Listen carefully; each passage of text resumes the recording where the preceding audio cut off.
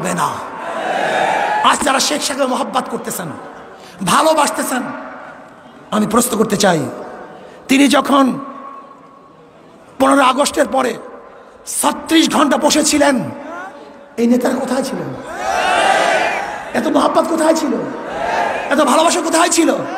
হ্যাঁ, মাননীয় প্রধানমন্ত্রী এই কথা বারবার বলেন, আদৌ সেই প্রশ্নের জবাব পাই না যে আমার বাবা পড়েছিল, অথচ এত বড় দল, এত সংগঠন, এত কর্মী, কিন্তু তাকে দেখার মতো কেউ ছিল না। শেখ সাহেব পড়েছিল, আর আপনারা তখন ক্ষমতার ভাগাভাগি নিয়ে ব্যস্ত ছিলেন। মোস্তাক সাহেবের মন্ত্রিসভায় কে কে ছিলেন এদেশের মানুষ জানে না? এদের মানুষ দেখে নাই? ট্যাঙ্কির উপরে কে নাচানাচি করেছিল ইতিহাস কেউ জানে না? শেখ সাহেবের চামড়া দিয়ে ঢুকঢুকি কে বানিয়েছিল এদেশের মানুষ জানে না? শেখ সাহেবের চামড়া দিয়া কারা জুতা বানাইতে চাইছিল এদেশের মানুষ জানে না? শেখ সাহেব মারা যাওয়ার পরে বাংলার ফেরাউন মারা গেছে, এই ঘোষণা কে দিয়েছিল?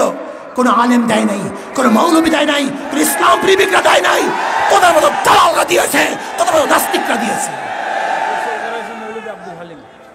শুধু তাই নয়, আমি আপনাদের প্রশ্ন করতে চাই, শেখ সাহেবের জানাজায় কে কে ছিলেন? তার জানাজায় কে উপস্থিত হয়েছিলেন? তার জানাজা কে দিয়েছিল? এই দালালের গোষ্ঠী একটাও ছিল না। ওরা গদি দিয়ে ব্যস্ত ছিল, ওরা গদির ভাগাভাগিতে লিপ্ত ছিল, কিন্তু আলেম ওলামাই তার জন্য দোয়া করেছিলেন। যাই হোক, আমার কথাবার্তা পরিষ্কার। সাংবাদিক বন্ধুরা, আজকে সিগন্যাল মিগনাল দেই নেই, আজকে সিগন্যালও দেই নাই, মিগনালও দেই নাই, প্রচারও করি নাই, প্রসারও করি নাই। শুনছে, কেস হইছে, এর জন্য আবেগে মানুষগুলি এখানে চলে আসছে। কিন্তু যেদিন অ্যারেস্ট করবে সেদিনকে দেখবেন বাংলাদেশে খেলা হবে। যেদিন অ্যারেস্ট হবে, এই নাস্তিকদের রক্ত নাও, এই বাংলায় রাখবো না। ফয়জুল ভাইয়ের কিছু হলে এ চলবে আমি বাংলা জুড়ে। এ ফয়জুল ভাইয়ের কিছু হলে এ চলবে আমি বিশ্ব জুড়ে।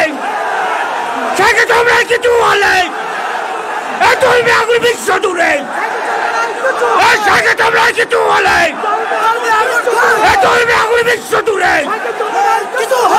তোমরা ভয় নয়, রাজপথ চাই নয়। শোনেন, আমাদেরকে জেলের ভয় দেখে কোনো লাভ নেই।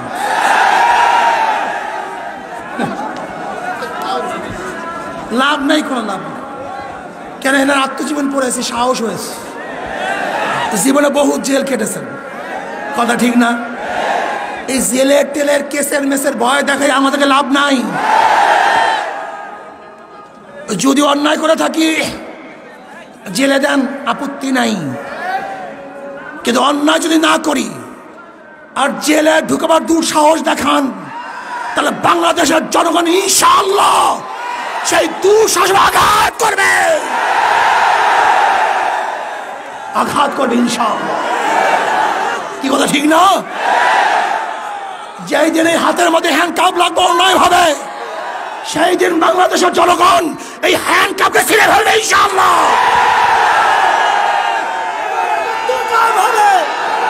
ইসলামী হুকুমত কায়েম হবে।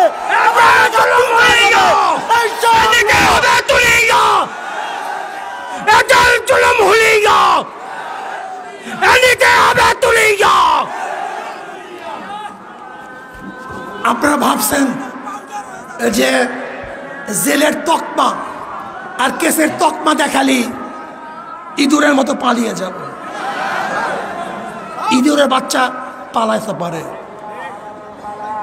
শিয়ালের বাচ্চা পালাতে পারে,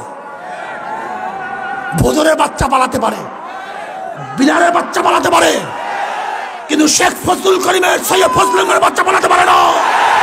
সৈয়দ শাহের সন্তান পালাতে পারে না, ওমরের সন্তান পালাতে পারে না, আবু বকরের সন্তান পালাতে পারে না। মারা যাব, শির উঁচা করে মরব, রক্ত দেব ইসলামের জন্য, রক্ত দেব, জীবন দেব ইসলামের জন্য, জীবন দেব, এই দেশ রক্ষা করার জন্য জীবন দেব। সাম্য, মানবিক মর্যাদা, ন্যায় বিচার প্রতিষ্ঠা করার জন্য প্রয়োজনে রক্ত দেব ইনশাআল্লাহ। রাজি আছেন ইনশাআল্লাহ? নারায়ে তাকবীর, নারায়ে তাকবীর।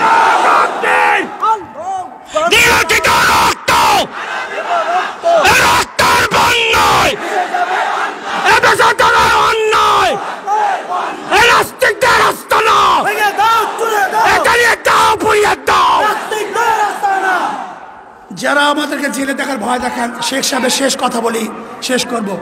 একদিন সকালে আমিও রেনু বিছানায় বসে গল্প করছিলাম। আর একটা কথা বললেই না বললেই নয়, খুব গুরুত্বপূর্ণ কথা। আজকে আমার শেখ সাহেবকে মহব্বত করেন। আমি তাদেরকে প্রশ্ন করতে চাই, বলেন তো শেখ সাহেব বিবাহ করেছিলেন কত বছর বয়সে?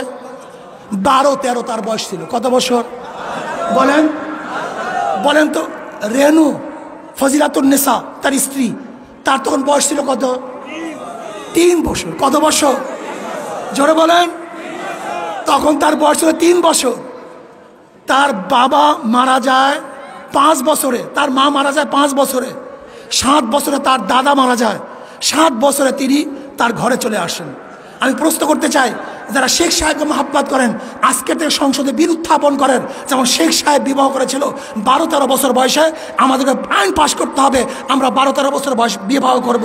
আজকে আইন পাশ করতে হবে, রেনু বিবি যেরকম বিবাহ হয়েছিল 3 বছর বয়সে, আমাদের মেয়েদেরকেও 3 বছর বয়সে বিবাহ দিতে হবে। এইটা তো শেখ সাহেবের মহব্বত নাকি?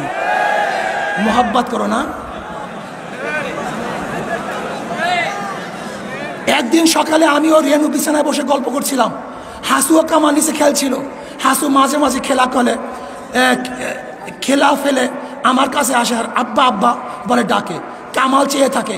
এক সময় কামাল হাসুরিকে বলছে, হাসু আপা তোমার আব্বাকে কি আমি একটু আব্বা বলি? আমি আর রেনু দুজনেই শুনলাম। আস্তে আস্তে বিছানা থেকে উঠে যে ওকে কোলে নিয়ে বললাম, আমিও তোমার আব্বা। কামাল আমার কাছে আসতে চাইতো না। আজ গলা ধরে পরেই রইল। বুঝতে পারলাম এখন আর ও সহ্য করতে পারছে না। নিজের ছেলে অনেক দিন না দেখলে ভুলে যায়। আমি যখন জেলে যাই তখন ওর বয়স মাত্র কয়েক মাস। রাজনৈতিক কারণে, শোনেন, রাজনৈতিক কারণে একজনকে বিনা বিচারে বন্দি করে রাখা আর তার আত্মীয় স্বজন ছেলে মেয়েদের কাছ থেকে দূরে রাখা যে কত বড় জঘন্য কাজ তা কে বুঝবে? মানুষ স্বার্থের জন্য অন্ধ হয়ে যায়।